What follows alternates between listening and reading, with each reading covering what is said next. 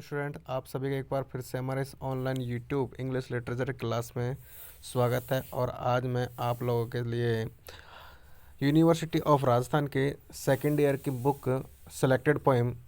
जिसकी एक पोइम है जिसका नाम है अ रिवर, जो कि ए के रामानुजन के द्वारा लिखी गई है। तो मैं आज आप लोगों के सामने इस पोइम को डिस्कस करूँगा। डिस्कस करने से पहले मैं आप लोगों को बता देता हूँ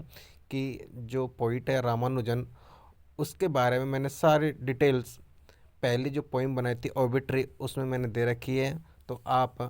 अबाउट द पोइट के बारे में आप वहाँ से पढ़ लीजिएगा। तो अब हम पोइम शुरू करते हैं। पोइम को शुरू करने से पहले अबाउट द पोइम कि इस पोइम में क्या लिखा हुआ है, किसके बारे में इस पोइम में बताया गया है। तो हम इस पोइम के समरी शुरू करते हैं। अ रिवर पोइम में रामानुजन ने नए पोइट्स के बारे में बताया जो उन चीज़ों की कठोर वास्तविकता के प्रति रुचि रखते हैं जिन्हें वे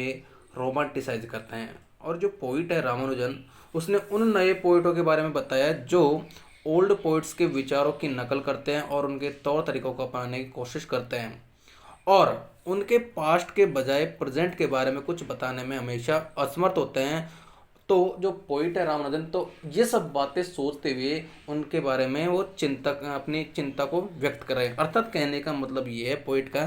कि पोइट यहाँ पर इस निष्कर्ष पर पहुँचता है कि वह पोइट जो अदर पोइट्स है कि दोनों जो समूह है वो मानवीय दुख और पीड़ा के प्रति उदासीन है।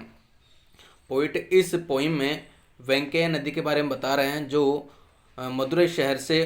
होकर बहती है। पोइट पहले नदी की सुंदरता के बारे में बात करते हैं और फिर बताते हैं कि इस नदी ने लोगों को कैसा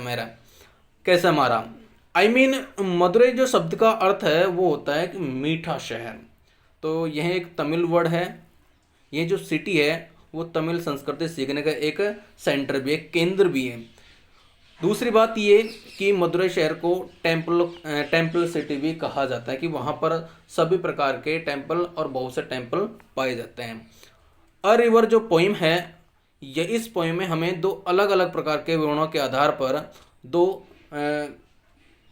चित्र देखने को मिलते हैं। जैसे कि पहला है कि गर्मियों में जो नदी होती है वो लगभग सूख जाती है, केवल पानी की वहाँ पर पतली धाराएं बहती है और वहाँ पर जो सूखी जो जगह है रेत के टीलों के समान दिखाई देने लगती है और उस नदी में पड़े हुए पत्थर भी अब चमकने लग जाते हैं। और पोइट ने यहाँ पर पुल के नीचे जो नदी का जो हिस्सा है उसका भी वर्णन किया है। लेकिन बारिश के मौसम में वो जो वेंकैया नदी है उसमें तेज बाढ़ आती है तो लोग बहुत उत्सुकता से उसका निरीक्षण करते हैं। वो देखते हैं कि कैसे कैसे नदी का पानी इंच बाय इंच लगातार ऊपर की ओर बढ़ रहा है और कैसे कैसे घाट पानी में डूब रहे हैं। और पोइट बताते हैं कि कैसे बाढ़ ने तीन गांव के घर बाढ़ के सॉरी कैसे बाढ़ ने तीन गांव के घर कैसे नष्ट कर दिए और नष्ट होकर वो जो घर थे वो पानी में बह गए। पोइट ने ये बताया कि उस बाढ़ के पानी में जो दो गायें थी जिनका नाम था वृंदा और गोपी, वो भी उस पानी में बहकर चली गई। और दूसरी बात एक और कि एक प्रेग्नेंट वुमेन जो भी बाढ़ थी उसमें भी वह बहकर मर गई। इस तरह से पोइट ने रामानुजन ने उन्होंने अपनी इस कविता में इन बातों का वर्णन किया है। तो अब हम इस पोइट का एक्सप्लेनेशन शुरू करते हैं। सो फर्स्ट स्टैंजा इस पोइम का, in Madurai city of temples and poets who sang of cities and temples every summer, a river dries to a trickle in the sand, bearing the sand ribs। तो poet यहाँ पर इस stanza के बारे में बताते हुए डिस्कस कर रहे हैं। वो बता रहे हैं कि जो मदुरै जो शहर है, वह मदुरै शहर मंदिरों और कवियों का शहर है।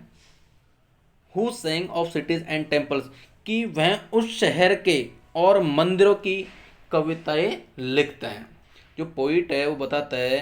कि ये जो मदुरै शहर है, इस शहर में बहुत से कवि हैं और बहुत से मंदिर है। जो कवि लोग हैं वो अपनी कविताओं में इन मंदिरों के बारे में और इस शहर के बारे में वर्णन करते हैं। आगे कहता है कि एवरी समर की प्रत्येक गर्मी a river dries to a trickle in the sand, कि प्रत्येक नदी जो मदुरै शहर में से होकर बहती है वेंकय नदी, वह सूख कर एक पतली धारा में बदल जाती है। बियरिंग द सैंड रिप्स, और जब वह नदी लगभग सूख सी जाती है तो वहां पर केवल रेत के टीले ही दिखाई देने लगते हैं जो कि ऊबड़ खाबड़ रहते हैं। नेक्स्ट स्टेंजा है straw and women's hair clogging the water gates at the rusty bars under the bridge with patches of repair all over them। Poet आगे वर्णन करते हुए बताते हैं कि यहाँ जहाँ से वो जो नदी बहती है वेंकय नदी, तो उसके बारे में कह रहे हैं कि जो नदी जिस पुल के नीचे से होकर बहती है, तो जो ब्रिज है उसके जो गेट हैं उन गेटों में कुछ कचरा भी फंस जाता है, कि जब तेज नदी बहकर आती है तो जब नीचे से फाटक से होकर निकलती है, गेट से होकर जब पानी निकलता है तो अपने साथ में वो जो कुछ कचरा वगैरह और जो स्त्रियों का जो बालों का ढेर होता है वो लाकर वहाँ पर जमा कर देती है और वहाँ पर एक ढेर सा बन जाता है, जिसके कारण से वो जो गेट है वो अब थोड़े थोड़े अवरुद्ध से हो गए हैं। आगे कह रहा है कि at the rusty bar, rusty bar means होता है जंग लगा हुआ, under the bridge with patches, कि और जिसके कारण से उस पुल पर जंग लग गई है और जंग की वजह से कहीं कहीं पर वो जंग के धब्बे भी अब दिखाई देने लग गए हैं। पोइट का मीन जो है वो ये है कि जब नदी में पानी आता है और अपने साथ में वो कुछ कचरा वगैरह बहाकर लेकर आती है, तो वो जो कचरा होता है वो फाटक में अटक जाता है, और जब बाद में जब नदी सूख जाती है तो वो सारी चीज़ें स्पष्ट रूप से वहाँ पर दिखाई देने लगती है। गुच्छों जो अपने साथ में जितना भी वो वेस्टेज बहाकर लेकर आती है वो वहाँ पर उस गेट में लाकर फंसा देती है, जो गुच्छों के रूप में परिवर्तित हो जाते हैं, और जिस कारण से उस गेट पर जंग भी लग जाती है, जिसके कारण वो जंग के जो स्पॉट्स होते हैं वो स्पष्ट रूप से वहाँ पर दिखाई देने लगते हैं। नेक्स्ट है the wet stone glistening like sleepy crocodiles, the dry once shaven water buffaloes longing in the sun, the poets only saying of the floods. Poet यहाँ पर आगे डिस्क्राइब करते बोल रहे हैं कि the wet stone glistening like sleepy crocodile, कि अब बारिश नहीं आ रही, अर्थात वो नदी जो है वो सूख गई है, जिसके कारण से पुल के जो पत्थर हैं, जो भीगे हुए पत्थर हैं, वो अब चमक रहे थे और सोए हुए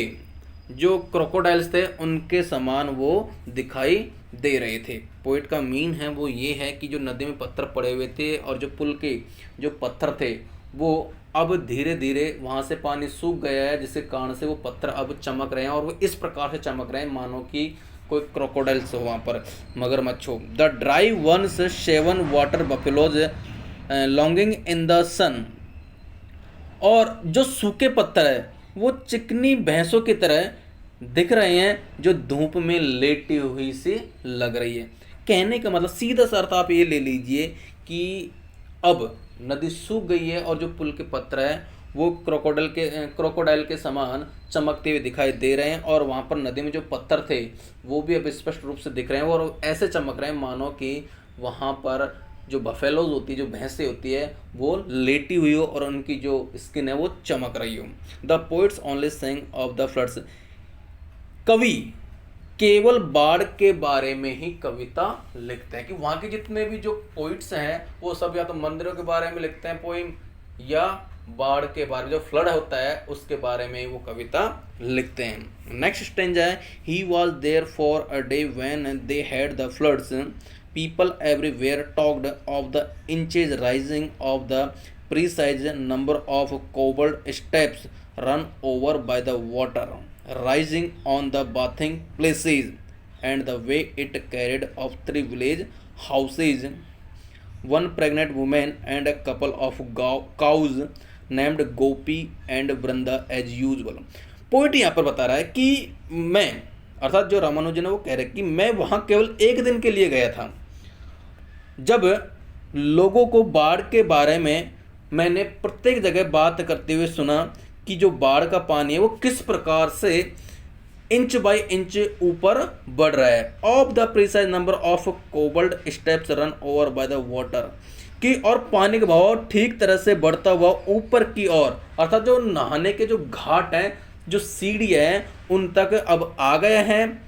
and the way it carried of 3 village houses, और वह बाढ़ का जो पानी है जो रास्ते में जो आने वाले जो 3 गांव हैं, उन 3 गांव को भी बहाकर ले आया। उन 3 गांव के जो घर हैं उन सबको भी बहाकर अपने साथ में ले आया। साथ के साथ 1 प्रेग्नेंट वुमेन, एक गर्भवती महिला को भी अपने बहाव में बहाकर ले आया। एंड कपल ऑफ गाय, और एक गायों का जो जोड़ा जिसका नाम है गोपी एंड वृंदा, उसको भी वह जैसे औरों को बहाकर लेकर आया था, उसी प्रकार से वह उन सबको बहाकर ले आया था। तो इस प्रकार से जो पोइट कह रहा है कि मैं एक दिन के लिए रुका था और इस प्रकार से मैंने लोगों के मुंह से ये बातें कहते हुए मैंने सुनी।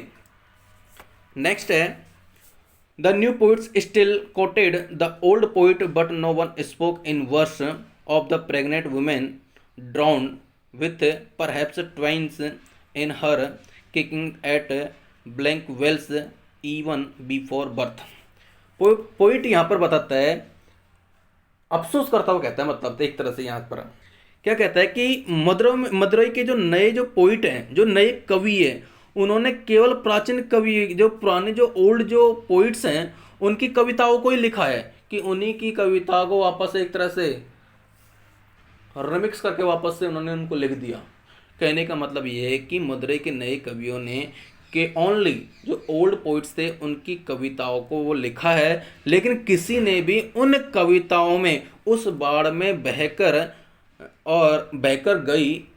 उस गर्भवती महिला के बारे में नहीं लिखा, जो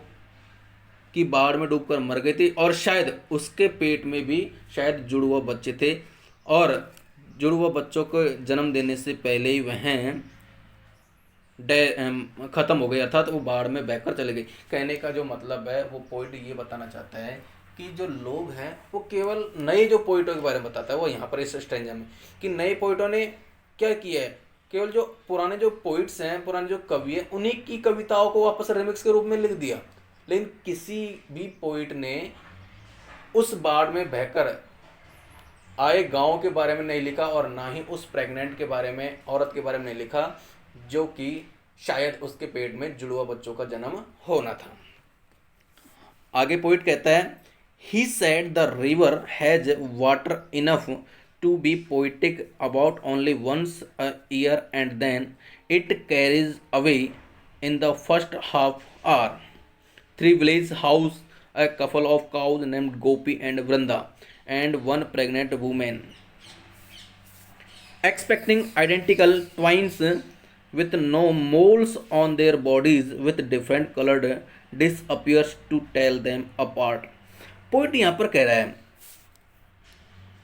अब पोइट कह रहा है कि ही सेड, उसने कहा। अब यहाँ पर किसने कहा इसके बारे में नहीं बताया, लेकिन हम ये केवल बात सोच रहे हैं कि पोइट हमको बता रहा है, लेकिन पोइट से किसने कहा, कोई स्ट्रेंज मान लिया, अजनबी व्यक्ति मान लीजिए, तो उसने यह भी कहा कि वहाँ के जो कवियों की जो कविता है, उन कविताओं को लिखने के लिए वहाँ का पर्याप्त रूप से पानी काफ़ी था। कवियों के लिए कविताओं को लिखने के लिए पर्याप्त रूप से पानी काफ़ी था। About only once a year and then, यद्यपि ऐसा वर्ष में एक ही बार ही होता था, और तब एंड देन, और तब it's carriage away in the first half our, और आधे घंटे में जो बाढ़ होती थी वो गांव, कहने का जो मीन है कि एंड देन, और तब आधे घंटे में बाढ़ गांव के 3 घरों को बहाकर ले आती है। अब कपल ऑफ गांव, साथ के साथ एक जोड़ी जो गाय होती है जिसका नाम होता है गोपी और वृंदा, उसको भी वह अपने साथ में बहाकर ले आती है। And 1 pregnant women expecting identical ट्वाइंस, और एक गर्भवती महिला जो जुड़वा बच्चों को जन्म देने वाली थी। तो पोइट का बताने का मतलब ये है कि उसने किसी व्यक्ति से सुना कि इस प्रकार से बाढ़ आई, और बाढ़ अपने साथ में एक गांव के केवल आधे घंटे में ही 3 गांव में अपने साथ में बहा कर ले आई, साथ के साथ एक प्रेग्नेंट वुमेन और एक गायों की जोड़ी, उसको भी वह बहा कर ले आए। आगे कह रहा है कि expecting identical twins with no mole on their bodies with different colored diaper to tell them apart। Poet यहाँ पर डिस्क्राइब करते हुए बताते हैं वह जो प्रेग्नेंट महिला जो जुड़वा बच्चों को जन्म देने वाली थी, जिनके शरीर पर किसी प्रकार का कोई भी मोल नहीं था, कोई भी तिल नहीं था, और उन बच्चों को पहचानने के लिए उनके रंगों के अनुसार, अर्थात उन बच्चों को उनके जो कलर हैं उनके अनुसार पहचान पाना बहुत मुश्किल था। और यदि वह उनको जन्म दे देती तो उन बच्चों को पहचानने के लिए जो डायपर होता है उसके द्वारा ही उन बच्चों को पहचान पाता। कहने पोइट ने यहाँ पर एक मतलब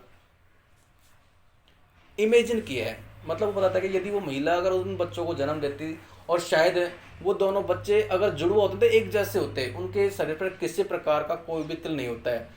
अगर तिल नहीं होगा तो उन बच्चों को पहचान पाना असंभव था, और यदि उनको पहचाना जाता तो उनके डायपर के द्वारा ही उनको पहचाना जाता। तो इस प्रकार से पोइट ने बड़ी बारीकी से ए रिवर पोइम को यहाँ पर डिस्क्राइब किया है कि किस प्रकार से उसने लोगों के मुंह से इन प्रकार की बातों को कहते हुए सुना, जिसको उन्होंने अपने शब्दों में हमें बताया है। ठीक है, तो आज के लिए इतना ही काफ़ी है। धन्यवाद।